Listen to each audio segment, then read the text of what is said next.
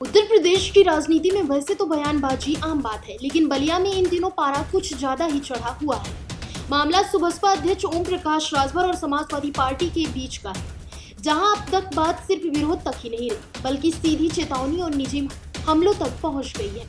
दरअसल बलिया में ओम प्रकाश राजभर के खिलाफ सपा कार्यकर्ताओं ने जोरदार प्रदर्शन किया। इस विरोध से राजभर इतने नाराज हुए कि उन्होंने सीधे सोशल मीडिया एक्स पर मोर्चा खोल दिया। राजभर ने अखिलेश यादव को नसीहत देते हुए लिखा, अखिलेश जी अपने गुंडों को संभाल लीजिए, नहीं तो ये योगी सरकार है, यहाँ गुंडों का इलाज करना अच्छे से आता है। राजभर का यह ट्वीट जंगल में आग की तरह फैल गया। उन्होंने इशारों में सपा कार्यकर्ताओं को गुंडा बताया और प्रदेश की कानून व्यवस्था का हवाला देकर उन्हें चुप रहने की चेतावनी दे डाली। राजभर के इस तीखे ट्वीट पर समाजवादी पार्टी के नेता भानु दुबे ने भी चुप रहना ठीक नहीं समझा।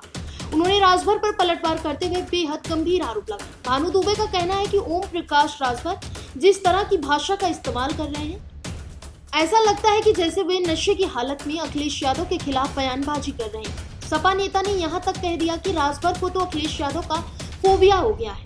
उन्होंने तंज कसते हुए कहा, जैसे लोग सुबह शाम भगवान का नाम जपते हैं, वैसे ही राजभर दिन भर अखिलेश यादव का नाम जपते रहते हैं।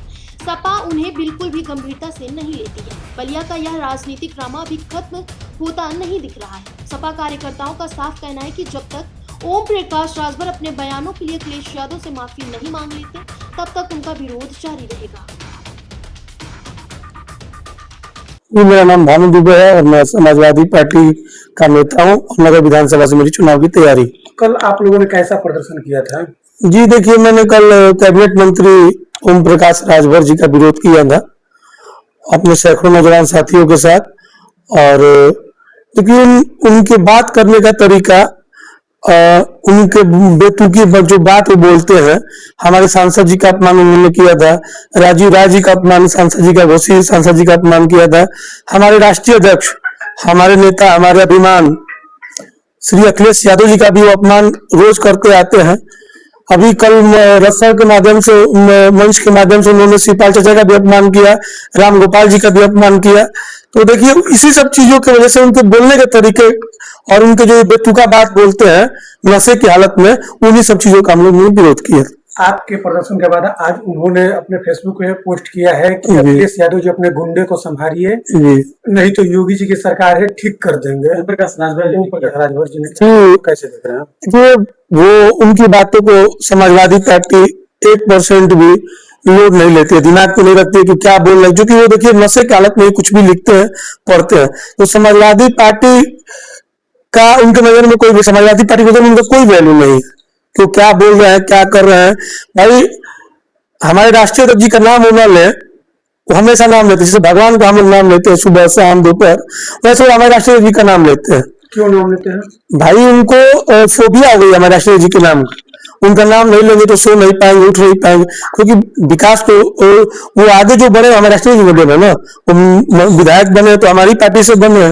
तो भाई मान लीजिए कि वो एहसान भूल नहीं पा रहे, हमारे नेता का वो एहसान नहीं भूल पा रहे जी, इसलिए बार बार भगवान का जैसे हम नाम लेते हैं, महादेव का नाम लेते हैं, राम जी का नाम लेते हैं, माता जी का नाम लेते हैं, वैसे ही वो हमारे राष्ट्रपति जी का नाम लेते हैं और उनको सपने राष्ट्रपति जी आते हैं। सुदर्शन चक्र लेके जैसे भगवान श्री कृष्ण वो करते हैं, तो सुदर्शन चक्र लेके उनके सपने राष्ट्रपति जी आ जा रहे हैं। क्या वो भगवान मान चुके हैं उनको? वो हाँ, चूंकि नशे की हालत में और जहाँ उनको कैबिनेट मंत्री बनाया गया जिस पार्टी के द्वारा, तो उनके नजर में अच्छा बनने के लिए कि हमको फिर 10-5 टिकट मिल जाए, हम पैसा कमा के टिकट बेच के हम फिर अपने आप को मजबूत कर ले, इसी सब चीजों की वजह से वो बोल जिस तरीके से वो समाजवादी पार्टी की गुंडा बताया जा रहा है जी, आपके प्रदर्शन के बाद जी, तो इसको कैसे देखते हैं? देखिए हम लोग समाजवादी पार्टी के एक सच्चे सिपाही हैं, ईमानदार सिपाही हैं, और देखिए भाई साहब ये लोकतंत्र है, हमें विरोध करने का अधिकार है। लोकतंत्र में हम लोगों ने मर्यादित रूप से उनका विरोध किया और मर्यादित रूप से उनका विरोध नहीं किया। हम लोग व्यक्ति विशेष उनसे हमको एलर्जी नहीं है, हमको उनके विचारधारा से भी एलर्जी नहीं, विचारधारा से उनकी एलर्जी है, उनके राजनीतिक और मेरा उनसे कोई प्रतिनिधित्व भी नहीं है, लेकिन वो अपने जबान को, अपने लगाम को सुधार के बोले कि वो क्या बोले और किसके बारे में बोले। आप अपनी तुलना, आप जब अर्श में और फर्श और अर्श की तुलना नहीं हो सकती, रत्ते आसमान की तुलना नहीं हो सकती है ना। हमारे नेता आसमान है, आप उनसे तुलना कर रहे हैं तो ये आपकी, मैं यही मान लिया हूँ कि शुद्ध रूप से दारू पी के वो दारू का सेवन करते हैं। देसी एक दारू आती है, उनके बयान में उन्होंने बोला था कि हमारे जितना सरकार का बजट आता होगा उतना हमारे राजभर समाज के लोग, हम लोग दारू पी जाते। तो नशे की हालत में बोल रहे हैं। तो देखिए जैसे हमारे समाज में भी नशेड़ियों की बात को कोई लोड नहीं लेता है, वैल्यू नहीं देता है, तो हम उनको नशेड़ी मान चुके हैं और पागल मान चुके हैं। तो जिस तरीके से कल आपने जो विरोध किया और आपने कहा कि फिर जब आएंगे तो क्या फिर इसके बाद अगर फिर बलिया, देखिए जब तक, मैं आपके माध्यम से पत्रकार महोदय बता देना चाहता हूं कि जब तक वो इस चीज का सफाई नहीं देते हैं प्रेस के माध्यम से आप लोगों को बुला के, या हमारे नेता सनातन पांडे से, और सनातन पांडे जी से माफी नहीं मांगते, हमारे नेता, हम लोगों के गुरु, समाज पीढ़ी के महानायक, राष्ट्रीय अध्यक्ष जी से वो ट्वीट के माध्यम से या जाके माफी नहीं मांगते। जब तक वो बलिया आएंगे, भानु दुबे का जीवन प्रयत्न उनका हम विरोध करेंगे।